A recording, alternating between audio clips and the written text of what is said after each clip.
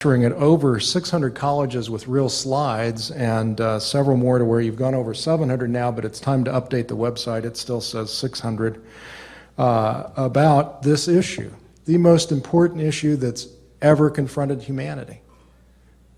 You're all on the right side of history on this one. It'll be like the Copernican revolution times 10,000 in terms of how we change our view of ourselves from the center of the universe to one little backwater of the greater party that's going on out there. And this man has brought more real education to more real college students than those of us with PhDs have in the context of that reality. He was on Larry King Live. Unlike all of the other Roswell, 4 times on Larry King Live. Larry King's not alive anymore, but he's still living. He's just not live on CNN. Unlike all of the other Roswell scholars, this gentleman knows his geography because he published the book titled The Crash at Corona, which is actually the nearest bar to where the debris field was. And he'll tell you more about how Mac Brazel took stuff there, perhaps. Also has published a book called Top Secret Magic, well worth reading. The Betty and Barney Hill book that's titled Captured, the Betty and Barney Hill story, I believe. UFO Experience. The UFO Experience. Captured the Betty and Barney Hill UFO Experience.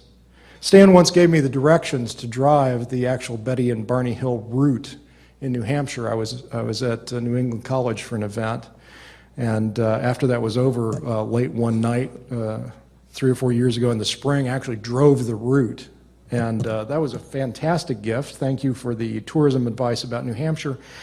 And my favorite of all of his books is When Science Was Wrong. None of you in this room is wrong. The other portion of the 7 billion people on the planet who aren't here right now, however, are sadly mistaken. Ladies and gentlemen, Stanton Friedman.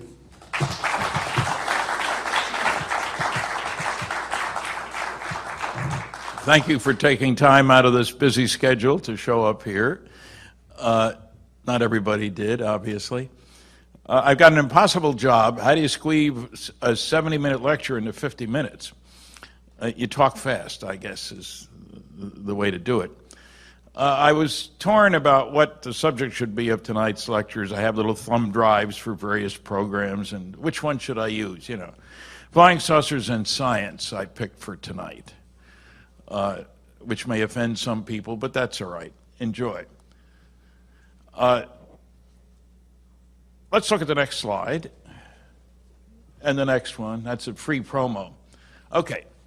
Now, for some people, the words flying saucers and science don't belong in the same sentence because everybody knows it's all a bunch of baloney and there is no science to flying saucers, et cetera, et cetera. I'm here to question that approach. The key thing about science is you base your conclusions on evidence, data, facts. Now, the nasty, noisy negativists and the ancient academics and fossilized physicists who say there's nothing to flying saucers don't know what they're talking about because they don't look at the evidence.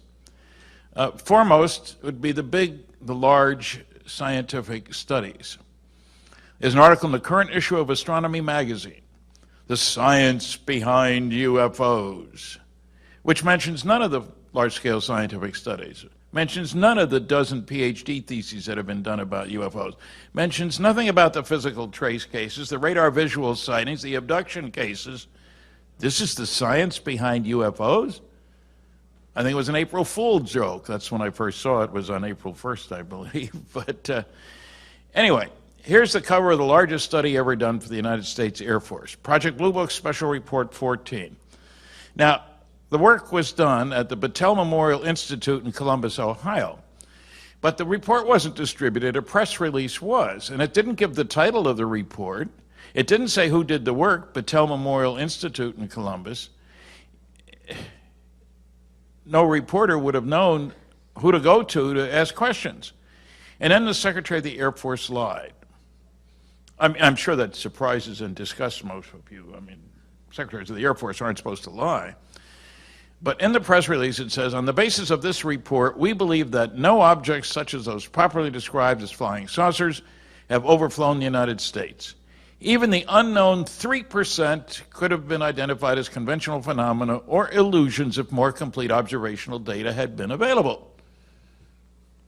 What else is there to talk about? The subject is over. The only trouble is it wasn't true. And because he didn't give any information in the press release, nobody knew who to call, where to look for the data, facts. The report has over 200 charts, tables, graphs, and maps, chock full of data.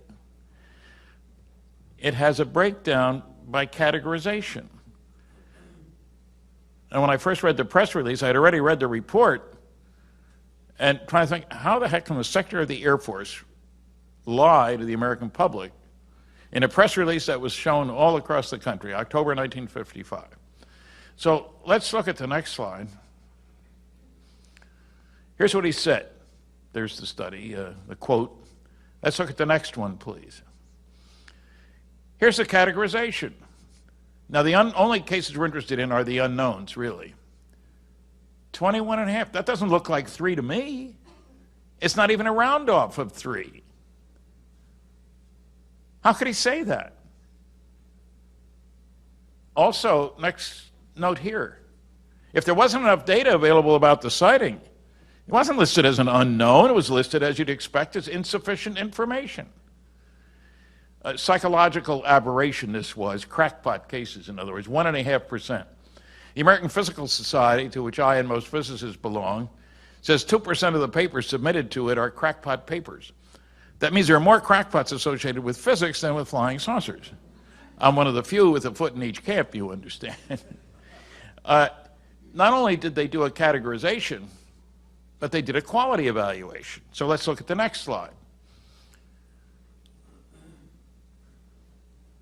The better the quality of the sighting, the more likely to be an unknown, and the less likely to be listed as insufficient information. It makes good sense. It's what you'd expect if there was really any difference between, the better cases and the poorer cases. And yet Carl Sagan could say that there are interesting sightings that aren't reliable, there are reliable sightings that aren't interesting, but there are no interesting and reliable sightings. Of course, he gives no reference for that stupid comment. I say stupid because the truth is exactly the opposite. Let's look at the next slide. UFO evidence, data on 1,800 cases, about 18% rather, were unknowns. Now here's one that's perfectly appropriate today. The Symposium on Unidentified Flying Objects, hearings before Congress. On my birthday, July 29th, 1968. That's not why they held it that day. I am not making that claim, but it just so happens. There were 12 scientists. I was the youngest. That's probably why I think I'm the only one that's still alive today from that group. 3 papers by astronomers, and yet in today's issue, this month's issue of Astronomy magazine, of course it isn't mentioned. The articles, the science behind UFOs, doesn't mention any of the studies I'm going to talk about here, nor the quality evaluations. Don't bother me with the facts, my mind's made up. That's the first rule of UFO debunkers. The best paper here, in my opinion, was one by the late Dr. James E. McDonald, a professor of physics at the University of Arizona. He talked to over 500 witnesses, but in his congressional testimony, he presents data on 41 separate cases. I have some copies outside. It's 71 pages long. Multiple witness radar visual cases, sightings by astronomers, by pilots, by meteorologists, over big cities. All your questions are answered. But of course, nobody knows the report exists, but you can buy it outside. Let's look at the next one.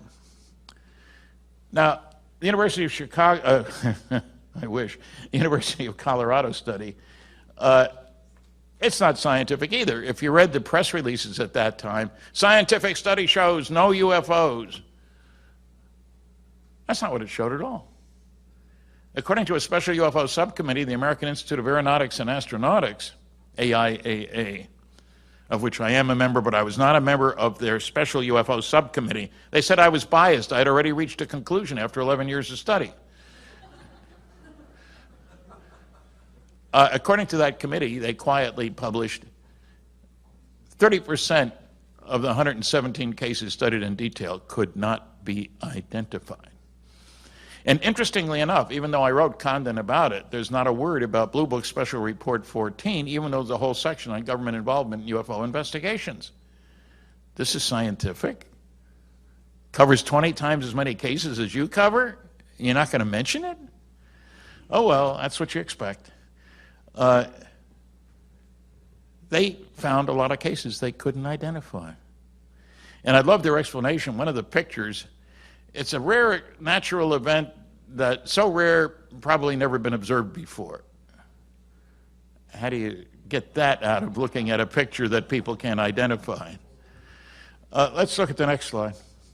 There's Dr. J. Allen Hynek's book. Now, you'd think any astronomer, this article in Astronomy Magazine is by an astronomer, would start with Allen's book. After all, not only was he chairman of the department at Northwestern University, but he was the Air Force scientific consultant on UFOs for 20 years. Isn't that sufficient reason to talk about his work? Well, he's not mentioned, of course. Let's look at the next one. Now, while you're wondering what in the heck that monster is, one of the major objections to flying saucers is you can't get here from there. Impossible. Break the laws of physics. You forgotten Einstein, Stan? I get those kinds of comments from time to time. Well, believe it or not, there's a nuclear reactor in here and 2 jet engines down here. This is sort of a low-grade prototype of an aircraft nuclear propulsion system. You bring in air, you heat it in the reactor, kick it out the back end, and off you go, unlimited range. This was not a little study program. In 1958, we spent $100 million. We employed 3,500 people, of whom 1,100 were engineers and scientists. This was at General Electric Aircraft Nuclear Propulsion Department in Cincinnati. $100 million is quite a lot of money in 1958. Some people say it is now, but we all know it's peanuts by government standards anyway. We did get much more advanced than that. The program, like so many others I worked on, was canceled.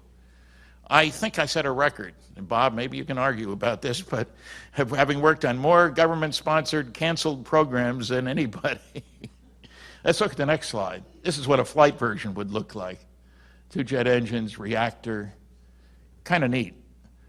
That was in 1958 when they spent the $100 million. Let's look at the next slide. This is a nuclear-powered ramjet, naturally built to carry H-bombs so you can drop them hither, thither, or not. You lift it up with a B-52 and let it zoom off, and it can go any place over the planet. Never did fly, of course. But they spent a few tens, hundreds of millions of dollars. Link Temco Vought was the big company. Let's look at the next one. Nuclear rocket engines. You get an idea of the size. Here's what a tall man looks like. Kiwis and Phoebuses, and I worked at Westinghouse on the NRX A6. You'll see a picture of that in a minute. The idea here is you take liquid hydrogen, which is very cold, and you pump it through the reactor, and it comes out very hot, like 4,400 degrees, and you produce a lot of power in one of these things. You don't want to be close by when it's running. Let's look at the next slide. We should have, yeah, this gives you the idea. Hydrogen goes in and comes out. Next slide. Here's the NRX A6. Power level was only 1,100 megawatts. That's half the power of Grand Coulee Dam, to give you something to compare it to. That was Westinghouse. Now, Aerojet built one, 1,000 megawatts. Los Alamos built one, the Phoebus reactor, a little larger, under 8 feet in diameter. Power level was 4,400 megawatts, twice the power of Grand Coulee Dam, if you can see that. It was a very impressive program. Like most of the rest of the stuff I worked on, it got canceled. But I'll tell you, it was very exciting when it ran. We were listening, broadcast, the test was out in the nuclear test site near Area 51, but don't tell anybody. I'll tell you, it was exciting. The maximum time it could run would be an hour, because that's how much liquid hydrogen we could store. And everybody was betting how long before the fuel elements get kicked out the back end. And you listen, temperatures and pressures nominal at 10 minutes, 20 minutes, 30 minutes, hey, 40, 50, it went to full 60. That was exciting. And then the program got canceled, of course. What can I say? Let's look at the next slide. This is the Phoebus. These things are on railroad cars, basically, because they become very radioactive. So they have to be able to go back to the assembly building remotely. There's no driver up in the cab. He'd be cooked in a hurry. Let's look at the next one. This is a nuclear rocket in action out at the test site, Area 51 over there somewhere. These are tanks of liquid hydrogen. Big facility, about 75 miles out of Vegas. Let's look at the next one. Now, nuclear fission is great, and I'm sure you're aware the Navy has nuclear submarines. They also have nuclear aircraft carriers, which, believe it or not, can operate for 18 years at least without refueling, which is pretty neat for a monster craft that carries 75 little airplanes. But nuclear fusion is the ideal. Why? More energy per pound. That's the way it goes. That's what you're looking for. And because every advanced civilization is going to know about nuclear fusion. Why? Because the sun and all the other stars produce their energy by nuclear fusion. That's the process. Throughout the universe, the multiverse, everywhere, nuclear fusion. Now we, of course, being the kind of nice people we are here on Earth, we use nuclear fusion. Well, it was the ultimate. We want to build bigger weapons. That's what we want to do. So a big bomb in 1944, a 10-ton blockbuster. Took a big B-29 to carry this one bomb. That's 10 tons of dynamite. Wow. First, that was in 1944, let's say. 1945, our first atomic bomb, 16,000 tons of dynamite energy release. But that was Piker's stuff. 7 years later, 1952, we exploded Mike. They gave it a name. Don't ask me why, because I don't know. But out in the Pacific, released the energy of 10 million tons of TNT.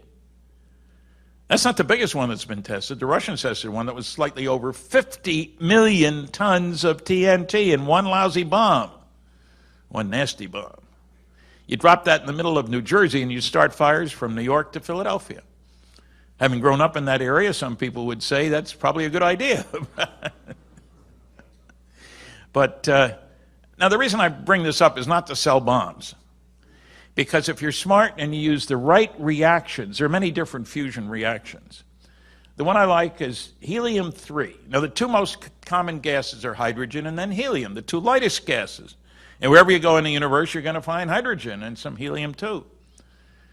Well, if you react those two, D means heavy hydrogen. Here's the interesting number, 18.3 MeV. That's million electron volts. Now you say, what does that mean? Well, you're normal, you strike a match, you do normal chemical kinds of things. You're a few electron volts, 1 to 20, let's say, per reaction.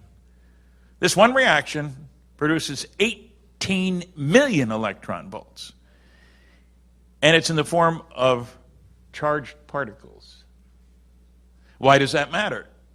So you can use electric and magnetic fields to kick them out the back of the rocket that way.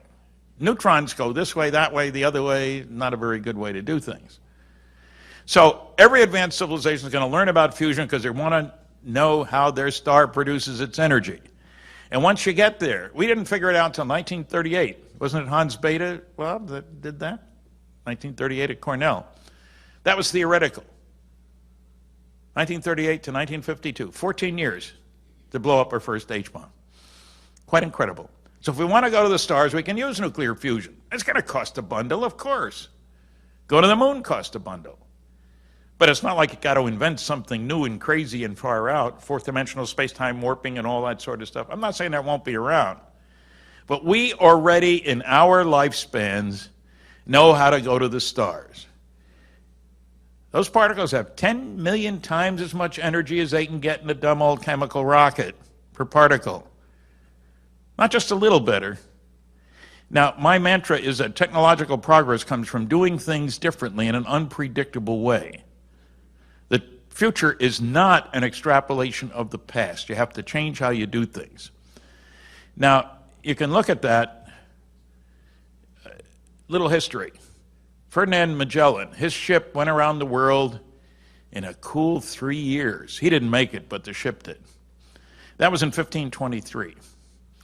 Nellie Bly, trying to fulfill the notion of around the world in 80 days, she made it just under 80 days in the late 1800s.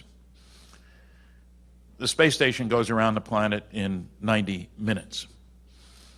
The space station is not a better sailboat,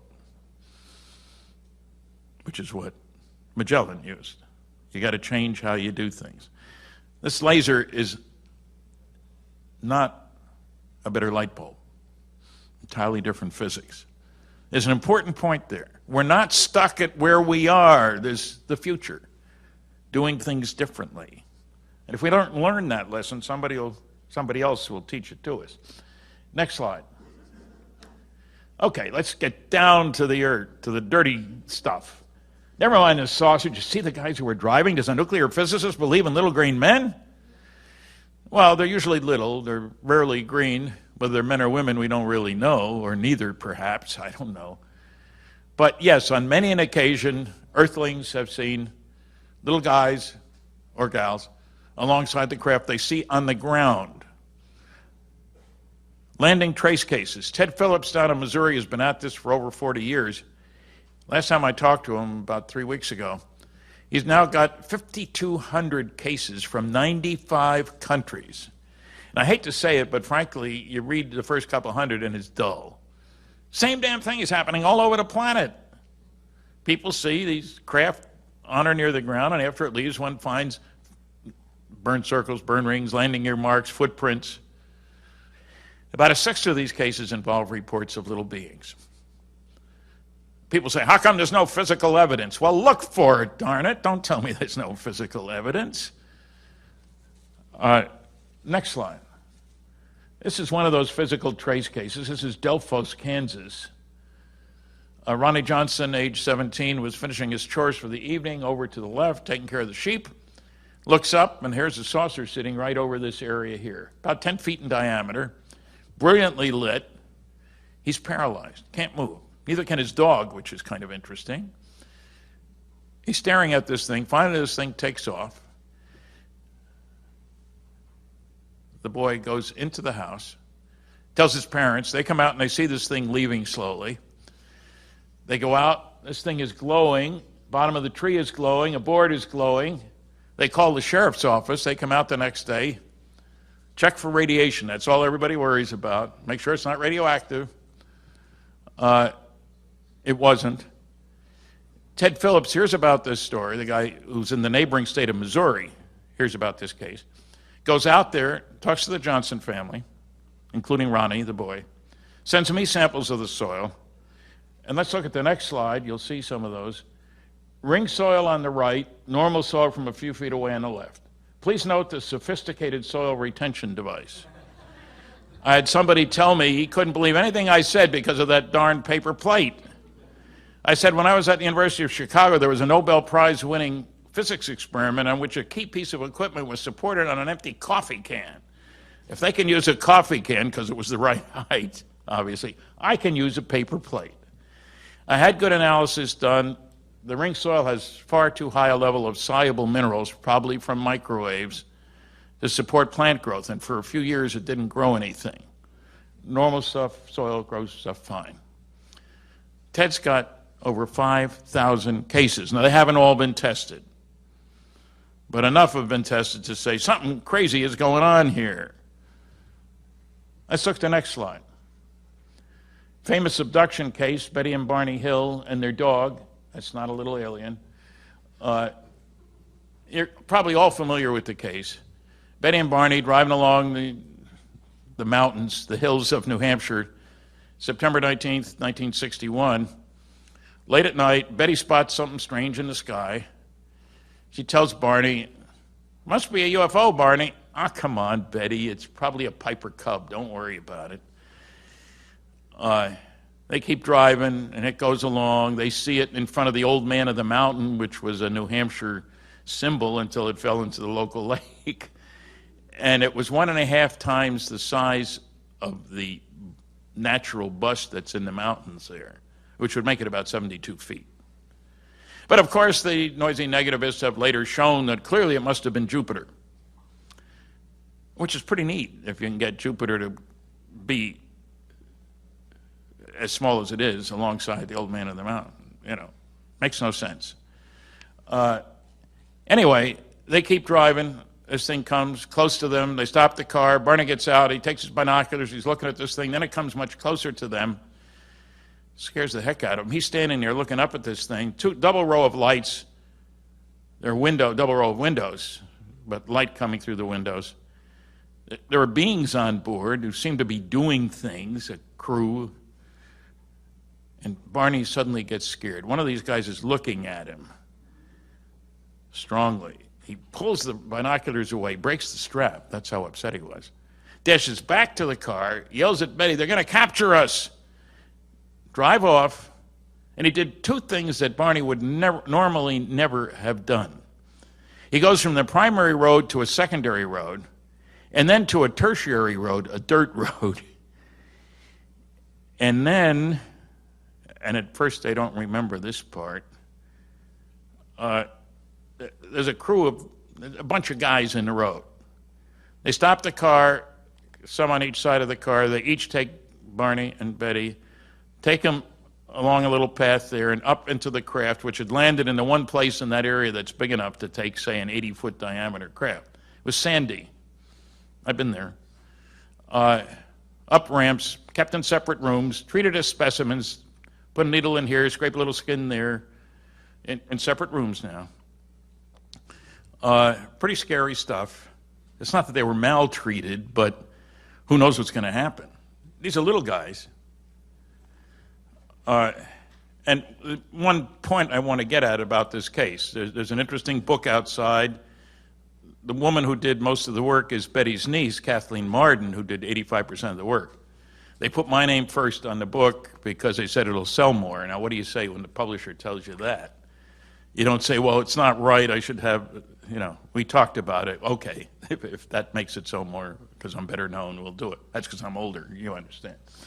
Anyway, Betty under hypnosis, it's a long, involved story, but under hypnosis, let's look at the next slide, describes how she's Betty had guts.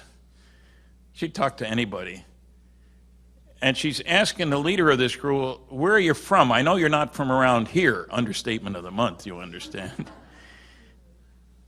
And he shows her, I'll call it a three-dimensional model. Points, probably a hologram, but points of light, supposedly stars, connected with lines.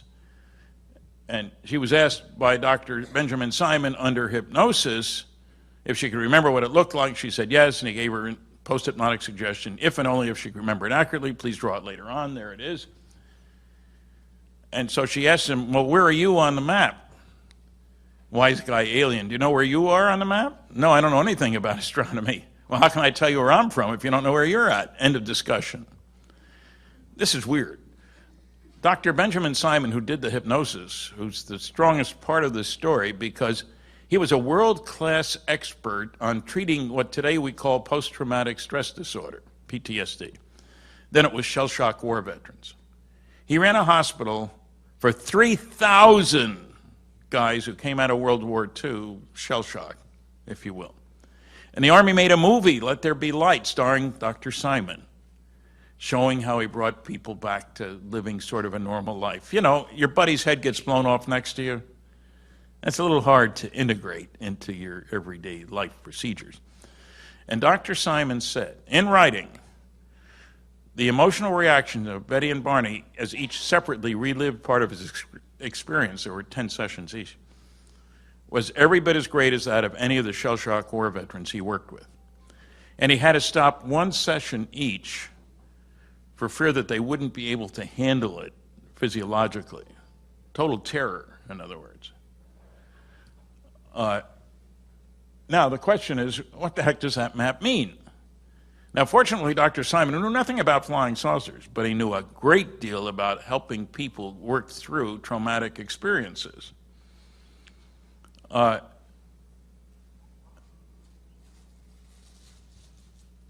does it mean? I mean, there are no reference points. There are a lot of stars out there, There's well over 1,000 stars within 55 light years of here. Which one is which? Well, a brilliant woman named Marjorie Fish did something nobody else had ever done. She built a total of 27 different three-dimensional models of our local galactic neighborhood. The old hands-on approach. Beads strung on fish line in a big frame. Tough work because the hard part was getting the distance data to the stars. The basic idea was very straightforward. Look at a three-dimensional model of our neighborhood and see if we can find a three-dimensional pattern that matches the two-dimensional pattern that's drawn there. Sounds straightforward. It isn't, because we had lousy distance data. Astronomers weren't going anywhere. Doesn't matter. When you're looking at a star, all you need is two coordinates, two angles.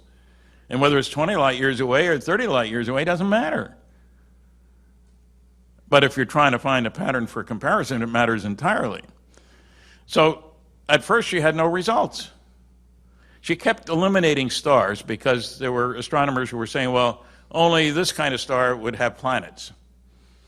You know, there was a long period of time, not too long ago, when we said there aren't any other stars with planets. We're special. We're on top of the heap. Well, as she whittled away, finally she got down to about 25 stars. There was the pattern. Angle for angle, line length for line length, matching what Betty had drawn. It was a great day for Marjorie. I was asked to help her communicate about it by the head of APRO, the Aerial Phenomena Research Organization. I visited her, Marjorie, in Ohio. She was a school teacher, member of Mensa, incidentally, had a bachelor's degree in biology. Very bright lady. Let's look at the next slide. There's Marjorie. She also is a sculptress. That's your typical Zeta Reticulans. I haven't told you where that is yet, but you can see it was taken a few years ago. My beard is a little darker than it is now. And I was a lot younger than I am now. I was about 1970 or so, 71 maybe. Anyway, let's look at the next slide. This is one of her models, about 3 foot on the side, this cube. Hard to get it through doorways, incidentally. That was one problem. The sun is in the middle somewhere. Let's look at the next slide. Here's the sun, the base stars.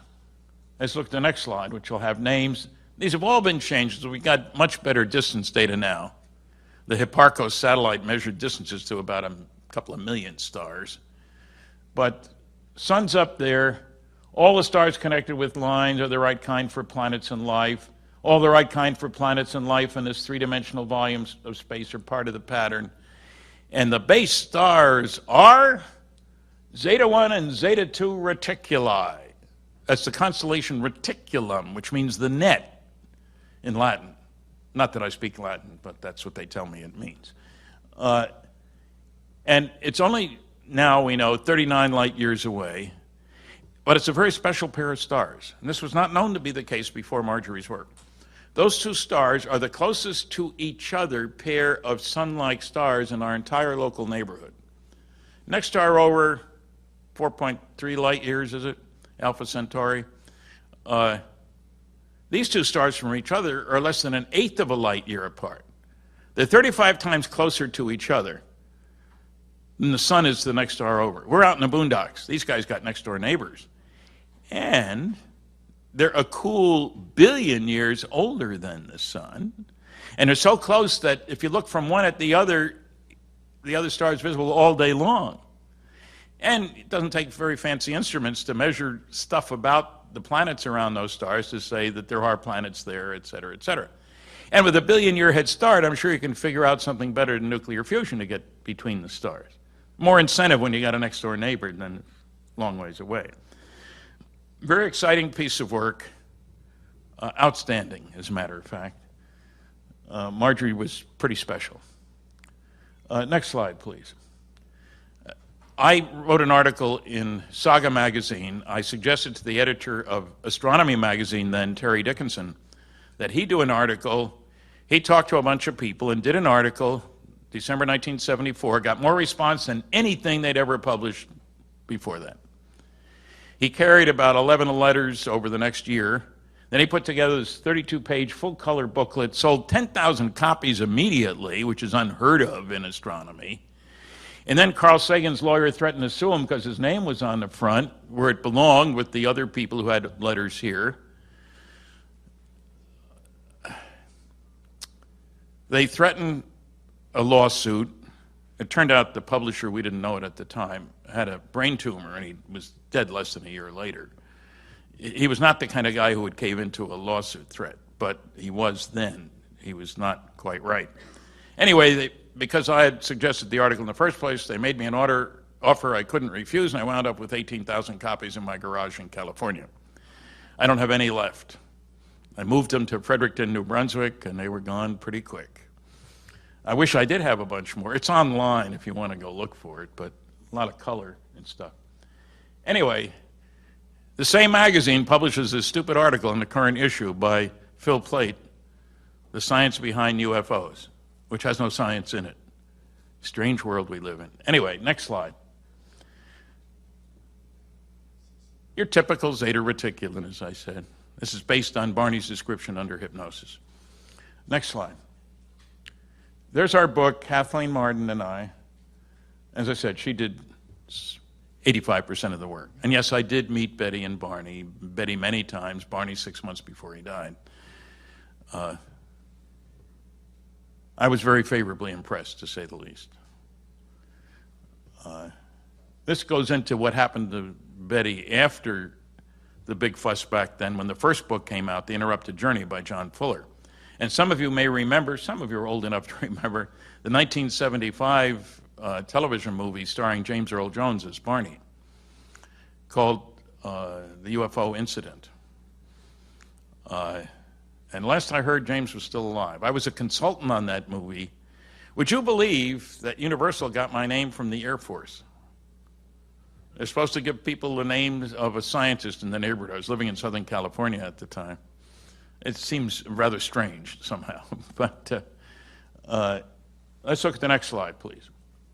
Now we come to Roswell, everybody's favorite small town. And not Roswell, Georgia. There is one of those too. Okay, how the heck did I get involved in that? I was minding my own business. I was at a television station in Baton Rouge, Louisiana, supposedly to do 3 interviews to promote my lecture that night at LSU. And I'd done the first 2. This is in 1978.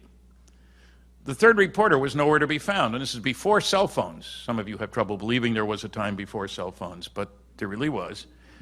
And the station manager's giving me coffee. He knew I had other things to do. He's looking at his watch. He didn't want to lose the interview, but where the heck was a reporter? And out of the blue, he says, you know, the guy you ought to talk to is Jesse Marcel. Now, being the brilliant investigator I am, I said, who's he? His next sentence changed my life. He handled pieces of the wreckage on one of those saucers you're interested in when he was in the military. What? Where'd that come from? You know, it snuck up on me totally. What do you know about him? He lives over in Houma. That didn't tell me anything. I didn't know where Houma was. I've been there since. It's a city in Louisiana. It's pretty good size. To see Jesse, of course. We're old ham radio buddies. He's a great guy. You ought to talk to him. Okay. Next day from the airport, I call information. You know, they used to give out phone numbers over the phone, you know, without the internet kind of thing. Got a number for Jesse A. Marcel, talked to him, mentioned Bill Allen, the television station manager. Now, people say, well, why did he talk to you? Because he's one of the few people that couldn't deny his involvement. His name was, as I found out later, was all over newspaper articles. His picture was in a lot of newspapers. So he couldn't say, oh, I didn't have anything to do with that. And because I had the name of Bill Allen and so forth, and I sounded like a nice, trustworthy guy, you know, anyway, he talked to me and told me his story. He didn't have an exact date. I shared that story with Bill Moore, a colleague that I'd known in Pittsburgh.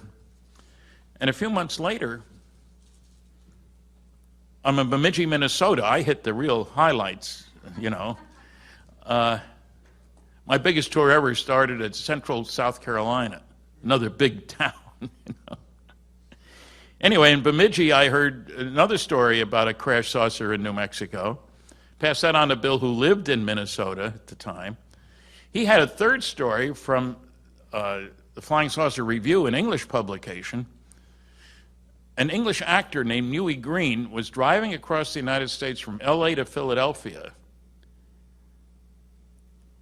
and he heard on the radio about a crash saucer in New Mexico. Now, he could pin down the date because it wasn't a trip you made very often. You can imagine what the roads were like back in 1947. 47 wasn't close enough, you see, because there were loads of sightings in 1947 after Kenneth Arnold's famous case on June 24th.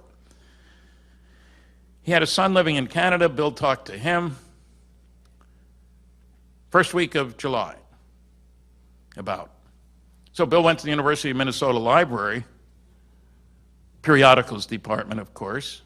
There was a story. Verified what I'd been told by Jesse Marcel, gave us a bunch more names. We went to work. The next year and a half, we found 62 people in conjunction with the case.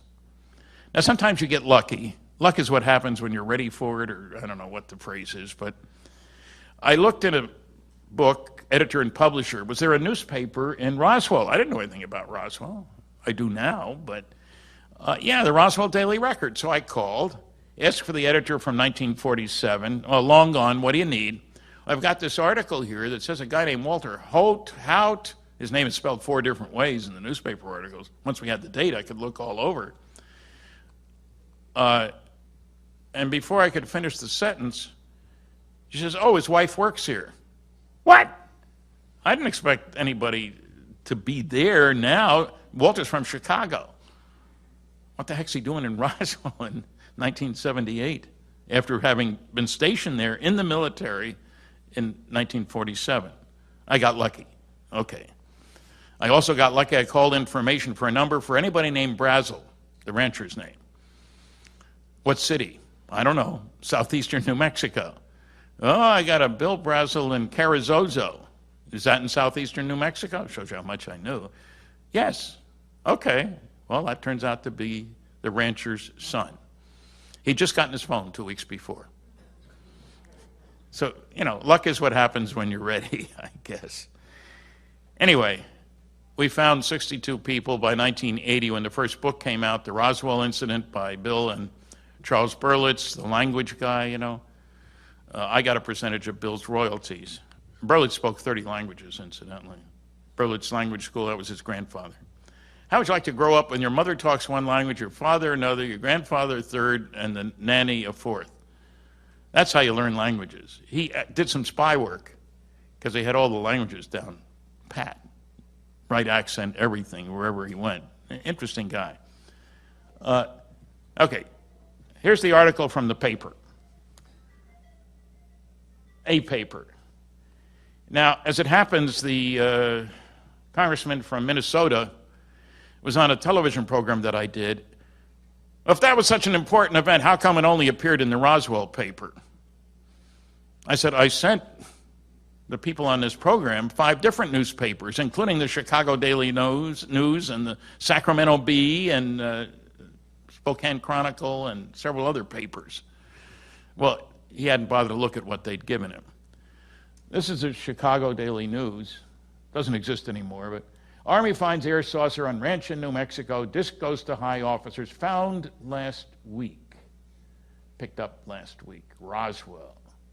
And it only comes down to about here. Now, I mention this because there are people who say it was a mogul balloon found on June 14th. June 14th is not last week from July 8th. The way my calendar works, anyway. So let's look at the next slide, please. There's the Roswell paper. That is not Royal Australian Air Force, as somebody tried to convince me. Honest to God. Roswell Army Airfield captures flying saucer on ranch in Roswell region. Now, there are also people who said they didn't use the term flying saucer. It was UFO. No, it wasn't UFO. It was flying saucer. UFO is a modern term in the 50s, you know. This whole article, there's more about flying saucers there, and big story. Now, of course, what happened was the story goes out around noontime. Walter Haut put out this press release. Too late, that's noontime New Mexico time, which is 2 hours later in New York. Didn't make any of the East Coast papers, but from Chicago West. The cover story came out in a couple hours. It's in the Los Angeles Herald Express, where it has generals said radar. Let's see, how did they put it? Army captures flying saucer. General says it's radar weather gadget. It's in the same headline. By the next day, General empties Roswell saucer. And that was the end of it until I came along. And it got very wide coverage. But of course, the East Coast papers didn't have it. The Washington Post, the New York Times, the Philadelphia Inquirer, Boston Globe, whatever. Let's look at the next slide. It's a quick trip to New Mexico, you see. Albuquerque, White Sands Missile Range, the largest military base in the continental United States. Roswell's down here. First atomic bomb was tested here. That's where all the captured German V-2 rockets were tested. Now, why do you test bombs and rockets there? Because there ain't nobody there. You need a place that you can explode a bomb or fire a rocket and hope it doesn't hit anybody. Now, the three important things now. Any aliens visiting Earth in July 1947 would have known that soon we Earthlings, would be going out. Soon meaning less than 100 years. Why? Three things. Nuclear weapons, powerful rockets, used to kill people, not to deliver the mail, and very good radar, which is the beginning of the electronics age. Had our best radar because sometimes the rockets, instead of going up this way, went down this way. The Mexicans weren't very happy about that. Even without a bomb on board, you still don't like having rockets dropped in your lap. And the only place in the world in July 1947 where you could study all three of these was southeastern New Mexico, and there's Roswell. Bombs, rockets, interesting place. So you'd expect them to be checking things out there. Let's look at the next slide. There's Major Jesse Marcel. Is Jesse Jr. here tonight? Jesse? He'll be talking tomorrow morning. Dr. Jesse Marcel, the son of Major Marcel. Jess is a colonel. Got called back in the military at age 68, flew 225 combat hours in Iraq as a flight surgeon. Very special guy. I can say that he's not here. I'd say it if he was here, but I'd be a little more cautious. But pretty special guy. Now, how often do you get a person as qualified as somebody who's got a medical degree, who's a flight surgeon, who put in 225 combat hours piloting helicopters in Iraq, and who served on aircraft accident investigative teams when he was in the military? How much more qualified do you want somebody to be? He's got it. They substituted junk from a radar reflector weather balloon combination. Let's look at the next slide. That's Jesse Sr. There's Colonel Ramey. He was General Ramey, I'm sorry, and Colonel Dubose. Now, Ramey was head of the 8th Air Force, the 509th, which was the group that Jesse was the intelligence officer for. The most elite military group in the world. They dropped the 2 atomic bombs on Hiroshima and Nagasaki. They dropped 2 more in Operation Crossroads in 1946 in the Pacific. These weren't a bunch of guys sitting around with nothing better to do than twiddle their thumbs and make up crazy stories. They were our first line of defense. They had nuclear weapons.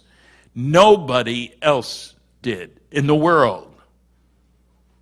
That makes them pretty special. And Walter Haut, the PR guy, had been a navigator bombardier. He was chosen to drop the instrument package over one of those 2 tests in 1946. And you pick your best people to do that, because if you don't get the instrument package right, what's the point of testing the bomb? He's dead now. Very special guy, very well thought of in the community, etc. And I asked. Now, General Ramey's holding a letter in his hand. Now, if this was done with a typical digital camera, you wouldn't be able to read it. But let's look at the next slide. There are better versions of this. You can get a DVD out there with this. It has words in it like victims of the wreck. Everybody knows weather balloons have victims of the wreck. Dr. David Rudiak in California did a very careful, detailed study of this memo. It does raise some serious questions about weather balloon. Let's look at the next slide. There's Thomas Jefferson Dubose. He was in that picture with General Ramey. I managed to find him, visited him. He took Don Schmidt and I to the best restaurant in town on my second visit to see him. Great old guy. He told us, and told me the first time I met with him, I was 3 feet away from him. He took a call from General Ramey's boss, from General McMullen, giving him 3 orders. I want you to get the press off our backs. I don't care how you do it. Send some of that wreckage up here today to Washington, right here, with one of your Colonel Couriers. This is from Fort Worth, Texas, mind you, which is right on the way from Roswell to Washington when you look at the map. And I don't want you ever to talk about it again, not even with your boss, Roger Ramey. That's an order. Do I need to put it in writing? No, sir. Tommy told me that, standing this close. They knew each other. Crusty old guy, he said, General McMullen. And McMullen says, that's an order. Do I need to put it in writing? No, sir. Now, some people look at me, what do you mean, no, sir? Why wouldn't he protest about lying? Here's a general talking to a colonel 2 years after the end of the war, giving him an order. They're both West Pointers. He's going to disobey an order? That's crazy. He did what he was told. He didn't keep the end of the not telling anybody, but this is umpteen years later, as you can imagine, and everybody else is dead. But you got to dig these guys out. It takes a lot of hard work. Let's look at the next slide. Oh, there's the next day. Harassed rancher who located saucer. Sorry, he told about it. If I ever see one again, I'll never report it.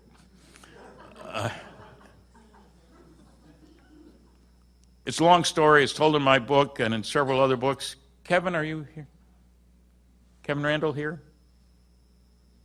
Well, some of his books are outside, and he's got some books about Roswell. I've got my book, Crash at Corona, about it, so you can find out more. Let's look at the next slide.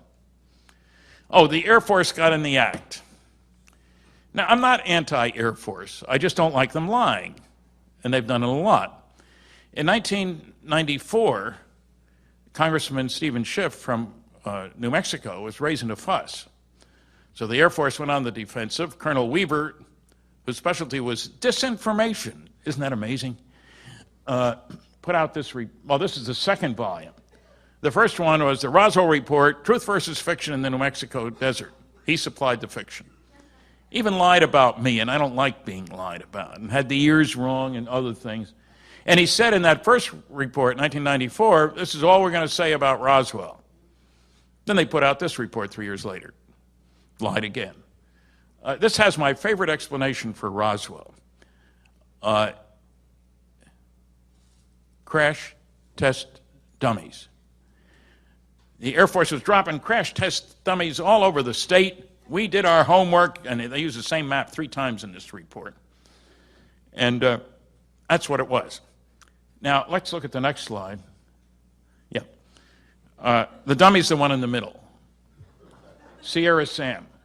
I talked to this man umpteen years later, who was a retired colonel by that time, Colonel Madsen. This is in the Air Force report. I met with him in Albuquerque. He stressed 2 important things. That the dummies for the test to be meaningful had to be the same size and weight as pilots. They were 6 feet tall and 175 pounds.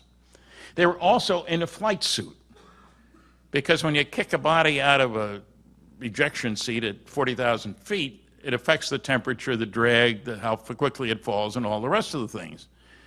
Now, can you imagine anybody in New Mexico or any place else stumbling across one of these guys? Oh my God, an alien invasion! Somehow being dropped shrinks them from 6 feet tall to 4 feet tall. They got away with it. It made front page on the New York Times, above the fold. Pretty darn stupid. Oh, another problem with the explanation.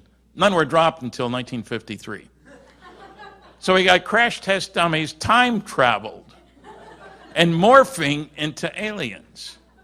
That's pretty neat. Stupid, but neat. The funny thing is, why didn't the Air Force talk to him? They show his picture from umpteen years before, but they didn't talk to him. I talked to him. I don't know if anybody else has, but he wasn't hard to find. And I go to New Mexico fairly often to go to Roswell, of course.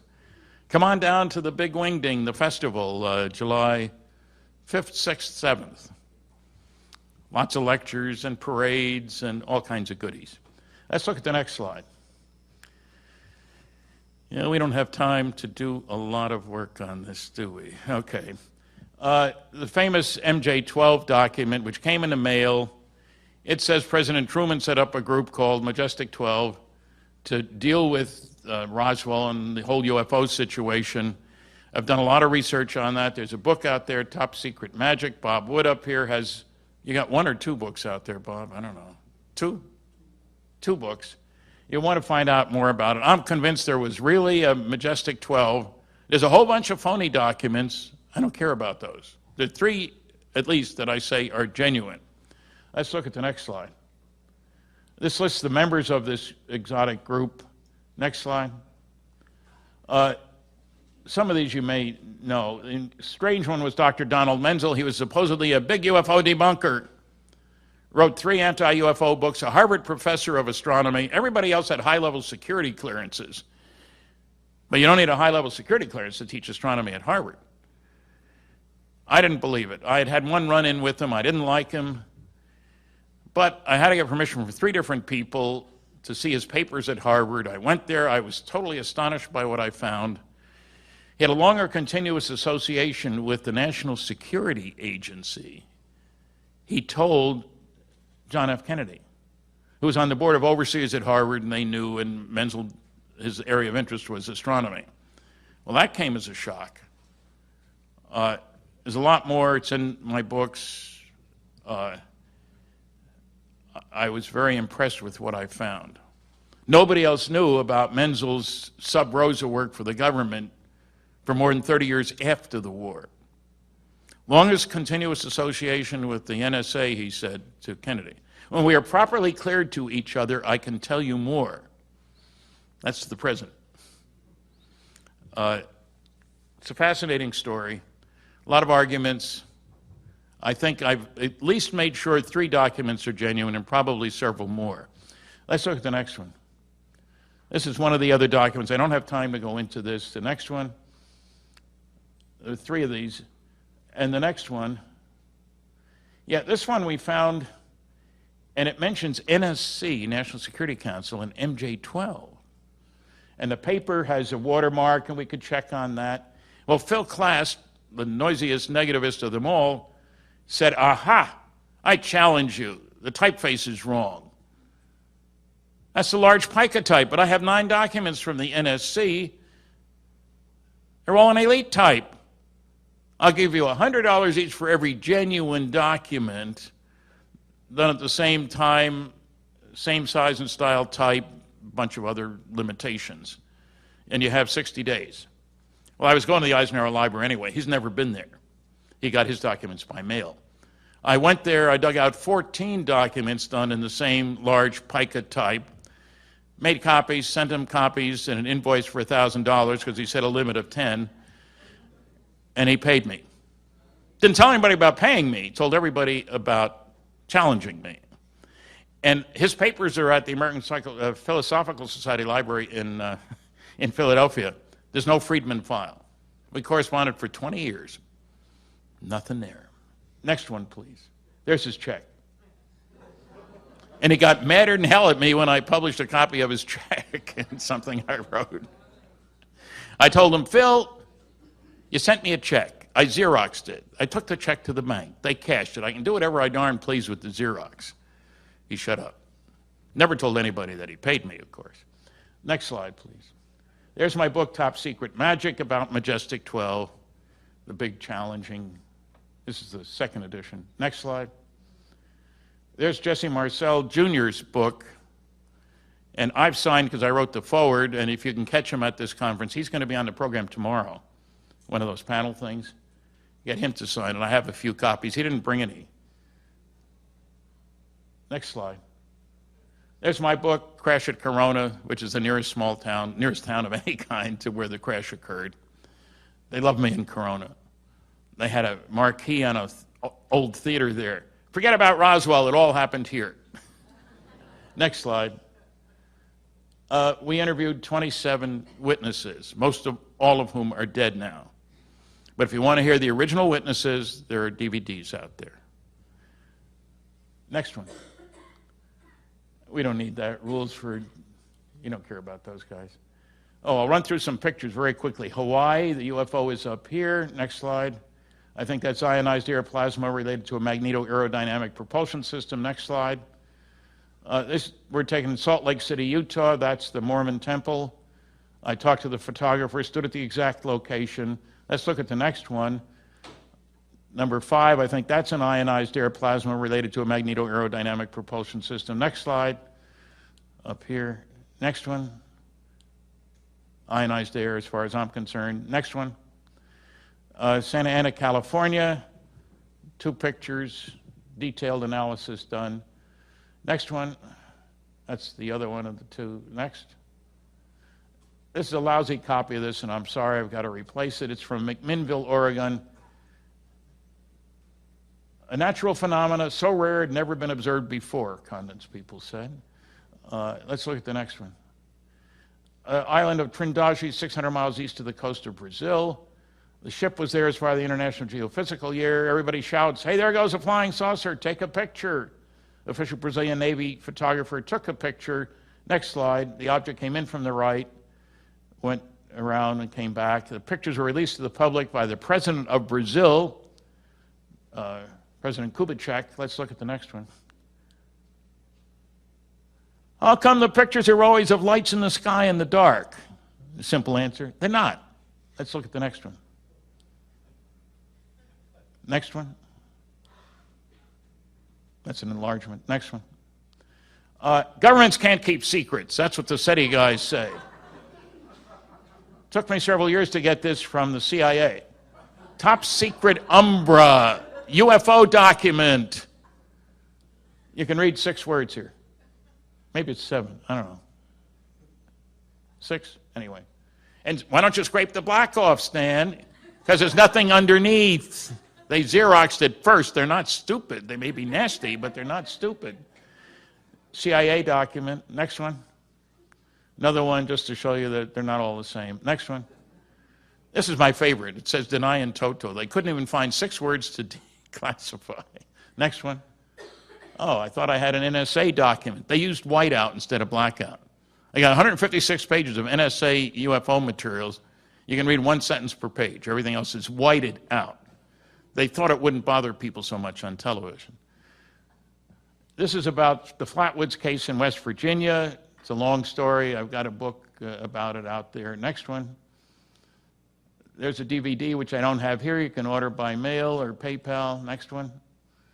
Seth Shostak and he says, governments can't keep secrets. That's proved by the way FEMA handled Katrina.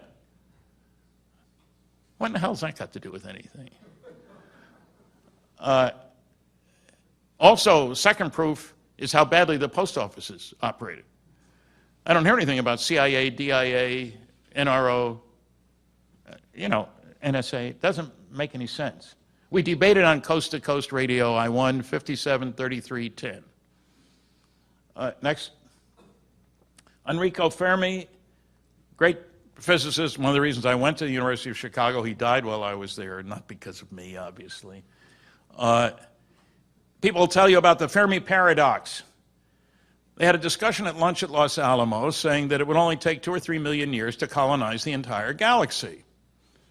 He was famous for 2 things, back-of-the-envelope calculations and asking questions to teach.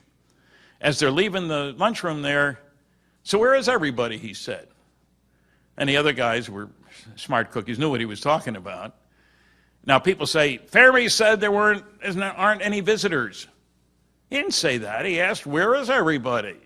My answer is we don't know where everybody is, but we know where some people are, and they're coming here, and the government knows a great deal about them. So don't believe what you hear about the Fermi paradox.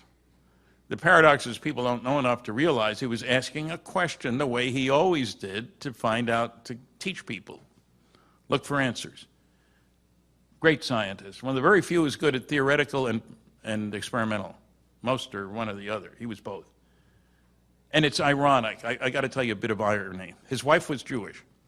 When he went off to Oslo to get the Nobel Prize in 1938, she went with him. And they went to the United States from there. They never went back to Italy because Mussolini was starting to act like Hitler. Several of the scientists working on the Manhattan Project were Jewish. Just think what the world would have been like if they'd all stayed and worked for Hitler. Terrible thought. Next slide. There's my book. That's where we started. Next one. Thanks for listening. Next one. I think there's one. Is there any more? No? Sorry. Okay. Thank you very much.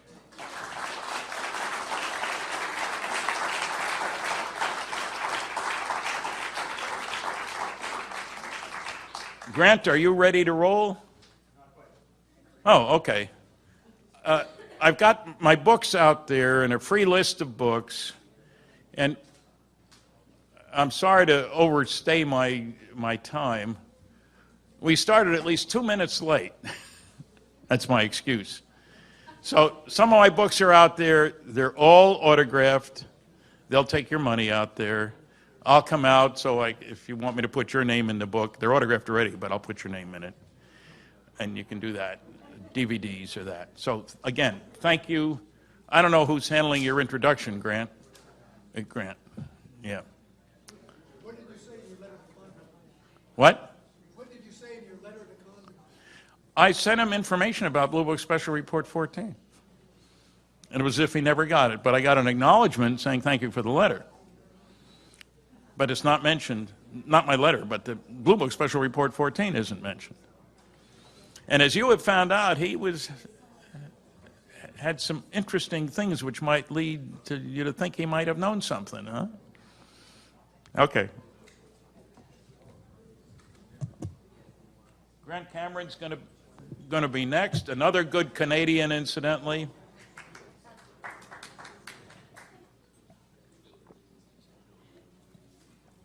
So there must be 4 of us Canadians here.